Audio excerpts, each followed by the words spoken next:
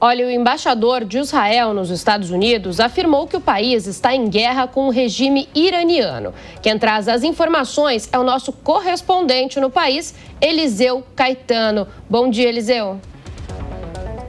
Oi, Bia. Oi, Nonato. Muito bom dia para vocês e para todos que nos acompanham. A gente fala ao vivo, direto aqui dos Estados Unidos, neste momento, 6 horas da manhã, com 45 minutos, na costa leste do país. Temperatura de momento no sul da Flórida, na casa dos 27 graus Celsius. Estamos acompanhando todas as movimentações, Bia, e também as repercussões desta guerra entre Israel e Irã. E por que eu utilizo este termo, guerra? Porque é assim que já está sendo tratado este confronto que começou na madrugada de quinta para sexta-feira entre Israel e o Irã. Pelo menos quem confirmou isso foi o próprio embaixador de Israel aqui nos Estados Unidos, o Yechiel Leiter, que afirmou ontem, durante uma entrevista coletiva para a imprensa lá na capital, Washington, D.C., de que o Estado israelense está oficialmente em guerra contra o Irã. A fala do diplomata ocorre em meio à maior escalada militar entre os dois países nas últimas décadas, com trocas intensas de ataques que deixaram aí centenas de mortos e de feridos naquela região do Oriente Médio. A fala dele foi exatamente a seguinte, abre aspas, Israel está em guerra com o regime iraniano, não com o povo iraniano, e vai responder com firmeza a cada ameaça de sua existência. Fecha aspas. Essa foi a frase proferida pelo Leiter em entrevista à imprensa americana na tarde de ontem. Essa afirmação, de acordo com os analistas políticos por aqui, Bia e Nonato, marca, portanto, uma mudança de tom significativa na política externa israelense, que tratava até então confrontos como este com o Irã como parte de uma guerra por procuração travada principalmente em território sírio e também libanês. Essa declaração veio, vale a pena a gente ressaltar, poucas horas após Israel lançar a chamada Operação Leão em Ascensão, que bombardeou cerca de 100 alvos estratégicos dentro do território iraniano, incluindo instalações nucleares como Natanz e Fordow, depósitos de armas, sistemas de radar, bases da Guarda Revolucionária e casas de altos comandantes iranianos. Segundo fontes do Ministério da Saúde do Irã, pelo menos 78 pessoas morreram até o momento e mais de 320 ficaram feridas. Em resposta, a gente tem acompanhado uma série de bombardeios que acontecem até este momento à capital israelense, Tel Aviv. Uma onda, de acordo com as informações divulgadas aqui pela Agência Internacional de Notícias Reuters nos Estados Unidos, pelo menos 5 ondas de ataques foram proferidas pelo regime iraniano desde de ontem até amanhã deste sábado, com mais de 150 mísseis balísticos sendo enviados para cidades israelenses como Tel Aviv, Haifa e também Jerusalém. O sistema de defesa Domo de Ferro, que a gente estava falando ainda há pouco com um especialista aqui no jornal, interceptou, como a gente viu, boa parte desses projéteis, mas houve danos materiais e pelo menos 21 pessoas ficaram feridas, de acordo com a imprensa local. Sirenes de alerta continuam sendo acionadas em todo o país ainda na manhã deste sábado. Agora, Bia, já tem reação internacional, viu? A equipe de reportagem da Jovem Pan aqui nos Estados Unidos também está atenta àquilo que as autoridades de outros países estão neste momento falando a respeito desta guerra e também, é claro, como a mídia internacional vem tratando sobre isso, porque a declaração do embaixador israelense repercutiu já em várias capitais do mundo. Aqui nos Estados Unidos, o presidente ainda não se manifestou a respeito, mas fontes da Casa Branca indicam que o governo americano vai tentar conter a escalada desse confronto para uma nova frente de guerra de Israel. E a gente vai seguir daqui acompanhando, porque hoje é aniversário de 79 anos de Donald Trump e aniversário de 250 anos do exército americano, é o Flag Day. E a gente vai acompanhar, porque existem manifestações, Bia, sendo agendadas para acontecer durante todo o dia de hoje aqui nos Estados Unidos, inclusive lá na capital Washington, e com um aviso, no mínimo, importante feito por Donald Trump.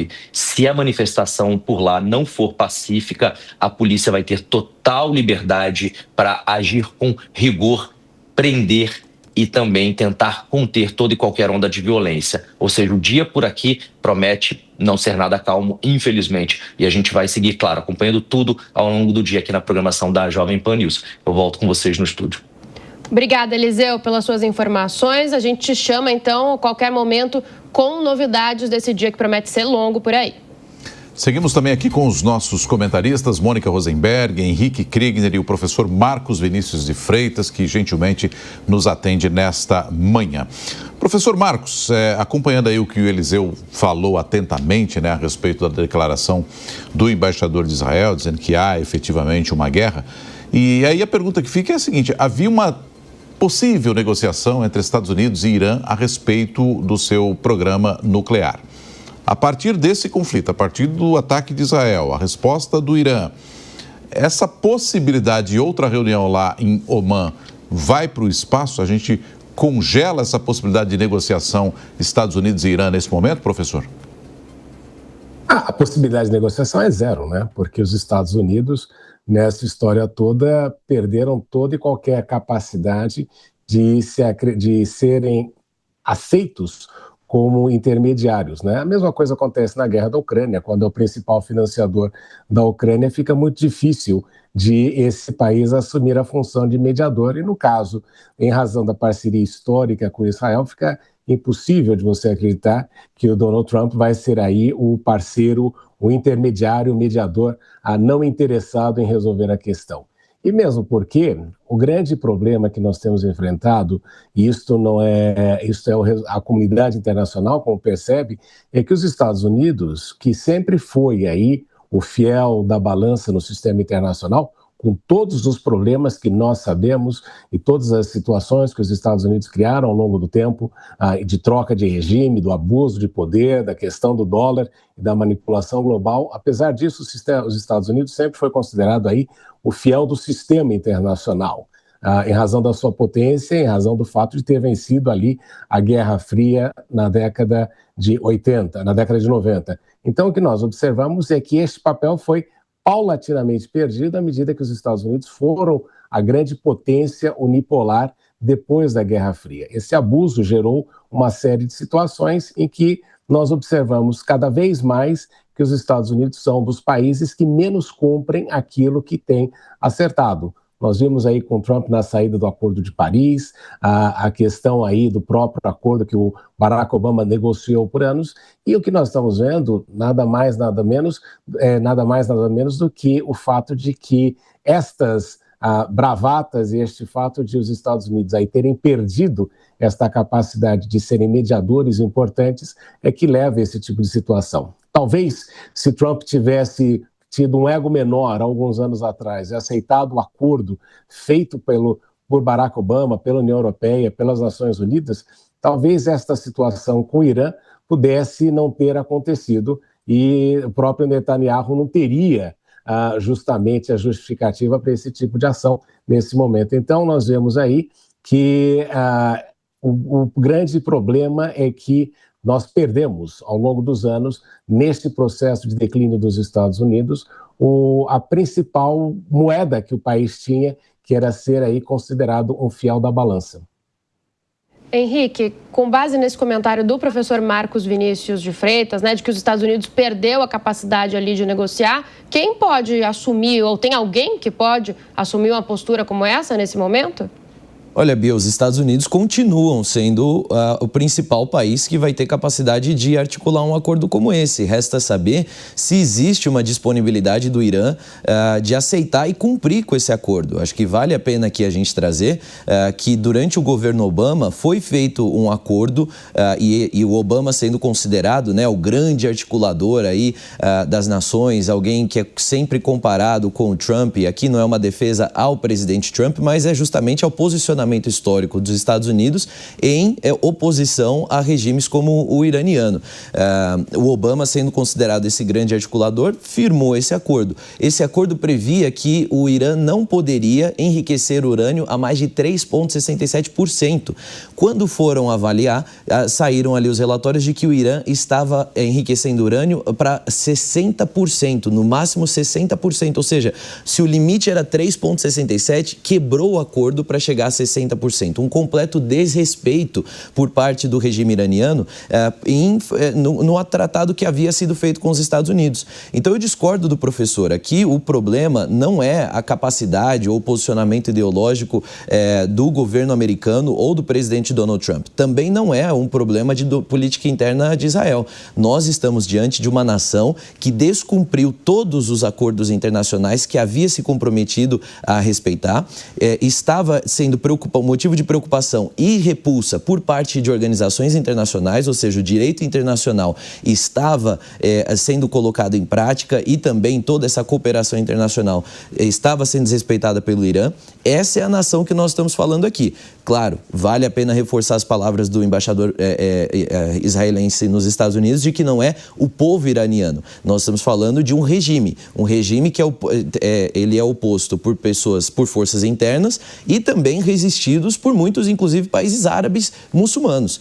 A gente precisa trazer isso aqui. Então, não é que o Irã ele estava ali tranquilo, o regime iraniano estava completamente tranquilo e o declínio americano, entre aspas, e também a malvadez israelense agora provocaram um grande player que estava adormecido. De maneira alguma. Nós tínhamos um país que estava ativamente trabalhando contra a existência do Estado de Israel, isso é público e notório, e também desrespeitando tratados internacionais. É contra essa movimentação que foi feito o ataque nesta semana.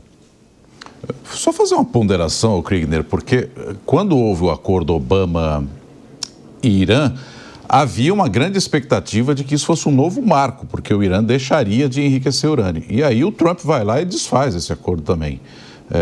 Na minha visão, então, acho que a gente tem dois momentos importantes aí. O professor Marcos queria falar também, professor, antes de eu passar para a Mônica, rapidamente, por favor. Dário, até é rápido, é bem rápido, não é? Se o Irã quisesse ter armas nucleares, já teria faz tempo. A Coreia do Norte, com muito menos recursos, que era membro do Tratado de Não Proliferação, conseguiu fazer isso. Menos recursos do que o Irã, muito mais pobre, conseguiu ter uma bomba nuclear num tempo muito mais rápido. Então, a gente tem que levar muito em consideração também aquilo que acontece na ordem internacional. Foi um grande gol de Barack Obama conseguir esse acordo. Netanyahu se opôs a este acordo visceralmente todo o tempo. E toda vez que os Estados Unidos começam e a comunidade internacional começa a ter algum tipo de aproximação com o Irã na questão de um acordo nuclear, sempre vem esse tipo de ação por parte de Netanyahu. Não sou eu que estou falando, é só você. Jeffrey Sachs fala isso, um monte de gente comenta a respeito disso. O grande problema hoje em dia é isso. E quanto à questão de você não ter, aí você tem muita gente que acredita, né, e fala de uma grande Israel, Eretz Israel, né, alguns grupos mais radicais nessa questão religiosa até. Então a gente tem que levar os dois lados da balança quando pesa isso, justamente para não cair nessa questão de achar que só tem um lado bom e o outro lado é só ruim. Não, existe gente boa dos dois lados e as duas narrativas têm de ser observadas justamente para a gente não correr o erro de ficar pesando aí contrariamente um lado ou outro. Kriegner, nós vamos voltar no tema daqui a pouquinho para ouvir uma tréplica sua, mas antes eu queria ouvir a Mônica também a respeito desse tema. Mônica.